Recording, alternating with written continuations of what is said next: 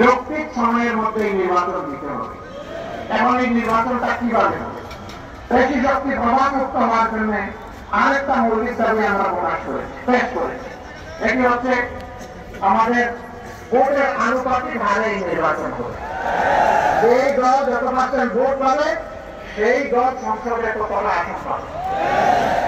এটা বলে অনেক ছোট দল আছে, তাদের মধ্যে অনেক দেশপ্রেমিক আছে, জ্ঞানী মানুষ আছে, অভিজ্ঞ নেতা আছে, তারাও তখন সংসদে যাওয়ার সুযোগ পাবে। জনগণের একটা ভোট নষ্ট হবে না।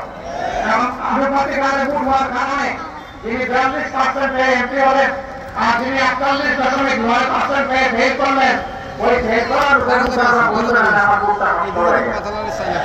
তখন প্রত্যেকটা ভোট কাজে লাগবে ইনশাআল্লাহ।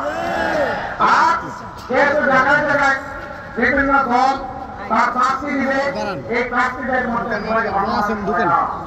অতীত ইতিহাস প্রমাণ করেছে। এই জন্য ওখানে আর কোনো গোয়াল ধরা প্রতিযোগিতা করবে না, কারণ সে জানে না সে কত নম্বর ফিরিয়ে দেয়। নির্দিষ্ট করে কারো কোনো আসন নেই। এখন বলতে এলাকার উন্নয়ন কেন্দ্রে যদি নির্দিষ্ট এমপি না থাকে, এলাকার উন্নয়ন দেখবে স্থানীয় সরকার, উপজেলা থাকবে, জেলা পরিষদ থাকবে, সেখানে পৌরসভা থাকবে, ইউনিয়ন পরিষদ থাকবে। দুনিয়ার সকল দেশের উন্নয়নের কাজ করে স্থানীয় সরকার। আর আমাদের দেশের স্থানীয় সরকারকে বঞ্চিত করে এই কাজের সমস্ত চাবি নিয়ে নেয় এমপি এবং মন্ত্রীরা। এই কাজের জন্য এমপি এবং মন্ত্রী নয়, সংবিধান বলে এই কাজ তাদের নয়। সংবিধান বলে একজন এমপি কিংবা মন্ত্রীর কাজ হচ্ছে তারা দেশের পরিস্থিতি নির্ধারণ করবে এবং স্থানীয় সরকারের মাধ্যমে সুষম উন্নয়ন করবে।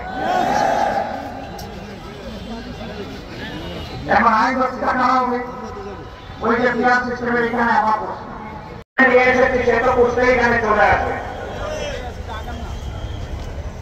তারা এমন শাসন বাংলাদেশে করলেন চাকরি পাবে।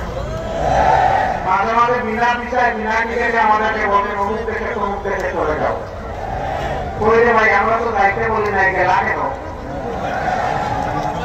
আমরা তো বলে নাই চলে যাও, আমরা তো বলেছিলাম থাকো, দেখো কি করেছো মানুষের সাথে, কি করেছো আল্লাহ তাআলার বিরুদ্ধে, কি করেছো মানবতার বিরুদ্ধে, কি করেছো মুসলমানদের বিরুদ্ধে, কি করেছো আলেমুলামার বিরুদ্ধে, কি করেছো আল্লাহর কোরআনের বিরুদ্ধে, কি করেছো বিভিন্ন ধর্মের নিরীহ মানুষের বিরুদ্ধে।